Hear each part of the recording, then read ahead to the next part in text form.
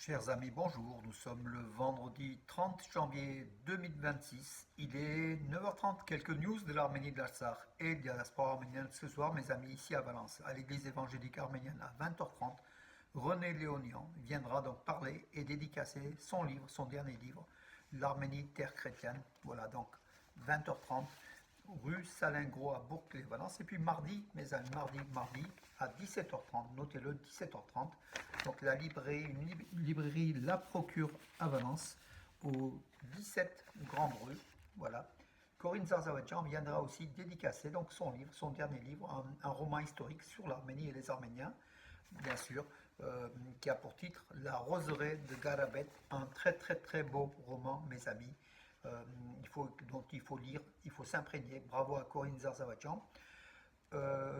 Donc je sollicite tous les membres d'Arménia donc d'être présents, enfin ceux qui peuvent, et puis bien sûr le public pour acquérir ce livre et puis discuter avec Corinne Zarzavadjan qui va nous faire un cadeau, hein. Donc il y a un ex-libris qu'elle offrira à tous ceux qui prendront donc son livre dédicacé mardi. Ça sera mardi, ce mardi en fait, hein, 3, c'est le 2 ou le 3. Oui, c'est mardi 3 février à 17h30 à Valence. Notez-le bien, mes amis. Et puis, toujours donc l'actualité hebdomadaire. Donc demain, à partir de 9h, Radio A, la radio arménienne de Valence, qui émet 24 heures sur 24. Je donnerai donc l'actualité résumée de la semaine écoulée, donc sur à peu près une demi-heure. Et ça passera 3, 4, 5 fois dans la journée de ce samedi, samedi donc demain, 31 janvier. Et puis demain, mes amis, un rendez-vous important à 19h, Arménie-Croatie, quart de finale de l'Euro 2026 de futsal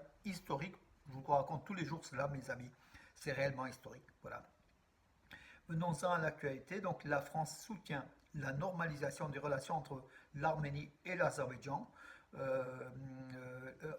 ainsi qu'entre l'Arménie et la Turquie. C'est ce qu'a déclaré le chef de la diplomatie française, Jean-Noël Barrot, donc le ministre de l'Europe et des Affaires étrangères, qui a tenu une conférence de presse avec Hakan Fidan, son homologue turc, le 27 janvier à Ankara. Voilà, donc les relations entre Paris et Ankara reprennent, donc, qui avaient marqué un froid, qui reprennent, et la France soutient le processus de rapprochement entre la France, entre la Turquie et l'Arménie, ainsi qu'entre l'Azerbaïdjan et l'Arménie.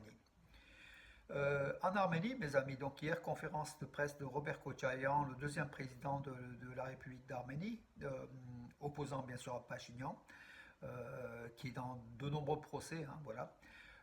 Il a affirmé que la route Trump est dangereuse pour l'Arménie. Voilà, donc il défend plutôt les thèses de Moscou, hein, Kochayan, vous le savez. Voilà, en tout cas, il n'a rien à prouver. Il a été aussi partisan de cette défaite arménienne du 44 sur Artsakh par le fait qu'ils ont dilapidé les fonds donc le budget de l'État. Au lieu d'acquérir des armes ultra-modernes, ils sont mis dans leur poche pour s'enrichir, donc tant Kocharian que Sarkissian. Et voilà, aujourd'hui, ils donnent des leçons que cette route est dangereuse, bien sûr, par rapport notamment à l'Iran voisin. C'est une guerre entre les États-Unis et l'Iran à travers cette route, d'après Kocharian, qui sépare l'Arménie de l'Iran et puis qui créera une situation dangereuse au sud de l'Arménie. Vrai ou faux, donc à analyser, à voir. En tout cas, la route Trump est aujourd'hui actée par Trump, et justement l'Arménie essaye de développer cela et de tirer épingle de son jeu, puisque cette route a été quand même imposée à l'Arménie, il faut quand même le noter, suite à la défaite militaire de la guerre de 44 jours en Artsakh. Pachinian a annoncé donc son intention de nationaliser le réseau électrique arménien, qui appartenait bien sûr à l'homme d'affaires en prison aujourd'hui, Samuel Karapetyan, et son opposant politique le plus direct. Le Premier ministre, donc Nicole Pachinian, a indiqué jeudi que son gouvernement se rapprocherait de la nationalisation du réseau électrique national arménien. Voilà, donc à suivre, mes amis, à suivre. Voilà, pour lui, ça baisserait le coût de l'électricité aux consommateurs arméniens. Bon, il y aura moins de marge dessus. Mais en tout cas, à voir et à suivre si ce n'est pas une affaire politico-politique, mes amis.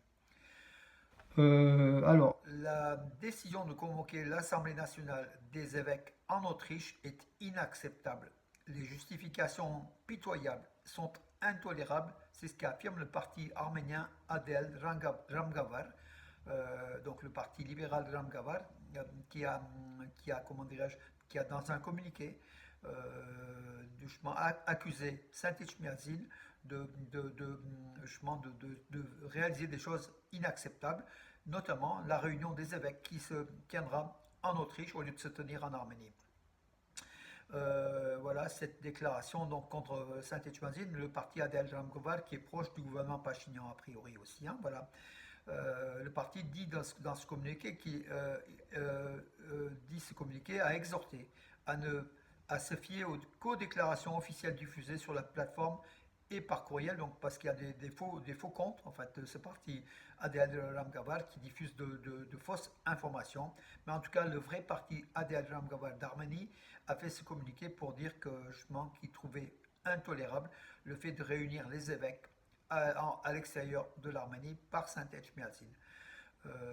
Bon, c'est à noter, mes amis. Le Premier ministre arménien Nikol Pachinian a présenté, quant à lui, comme d'habitude, l'idéologie de l'Arménie vraie à des étudiants, des élèves à Yerevan, donc dans le district administratif de Getron, capitale arménienne. Au cours donc d'une rencontre avec des étudiants, il a professé donc l'idéologie de l'Arménie vraie. Le Premier ministre arménien a répondu aux questions des participants qui portaient sur les principes de l'idéologie, le développement de l'enseignement supérieur, la cité universitaire et d'autres sujets. Voilà, Nikol Pachinian a surtout mis en avant la République d'Arménie. L'Arménie vraie, selon lui, a oublié l'Arménie historique dans laquelle nos ancêtres, de 3/4 de nos auditeurs, nos ancêtres sont nés. Des gratte-ciel de 70 étages seront construits au quartier Nolakur à Yerevan, indique le maire de la capitale arménienne, Dikran Avignan, répondant à une question donc, de Nikol Pachinian, du Premier ministre arménien, concernant le futur quartier de Nolakur, qui sera un quartier d'affaires, un quartier résidentiel et d'affaires à Yerevan. Voilà, donc lors de la séance gouvernementale donc hier, il a affirmé qu'il y aurait des immeubles de 70 étages qui seront construits. D'ailleurs, il y a des projets réels avec des immeubles de 50 étages à Yerevan. Selon lui, ces projets qui tiennent compte de la nature du sol et des risques sismiques de notre région sont réalisables. Donc, il prend pour exemple, il affirme que si au Japon, qui est une terre, comment dirais-je, de séisme, on fait des gratte-ciel, c'est qu'en Arménie, on peut aussi le faire. Voilà, donc aussi à suivre, mes amis, à voir. Yerevan va ressembler plutôt à New York que justement qu'une ville, qu'une capitale agréable de 1 100 000 habitants. Voilà, donc dans les années qui viennent, on va peut-être plus reconnaître le paysage d'Yerevan avec ses gratte-ciel. La Poste d'Arménie, iPost, a émis un terme donc, à l'occasion du 25e anniversaire de l'adhésion de l'Arménie au Conseil de l'Europe. Donc le 28 janvier, donc c'était avant-hier, le terme commémoratif sur le 25e anniversaire de l'adhésion de l'Arménie au Conseil de l'Europe a été mis en circulation par iPost, 10 000 exemplaires, donc d'une valeur faciale de 320 drams.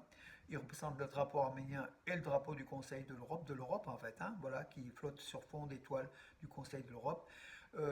Voilà, ce timbre a été aussi oblitéré donc à Bruxelles lors d'une rencontre au Conseil de l'Europe, plutôt à Strasbourg qu'à Bruxelles.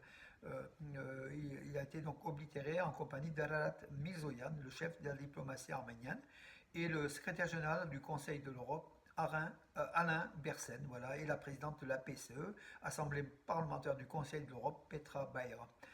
Voilà pour les philatélistes arméniens et peut-être aussi des anciens membres de l'association Philarménia que j'avais créée, qui a été transformée en Philarménie, mais qui a après périclité, tout simplement parce que je n'étais pas aux affaires et que la communication passait mal. Et puis voilà, donc en tout cas, il y a des philatélistes arméniens ici en France, beaucoup, et beaucoup dans le monde aussi, avec des beaux timbres de la République d'Arménie, mes amis. Mais il ne faut pas faire des affaires sur le dos des timbres, sur le dos des philatélistes quand on crée une association.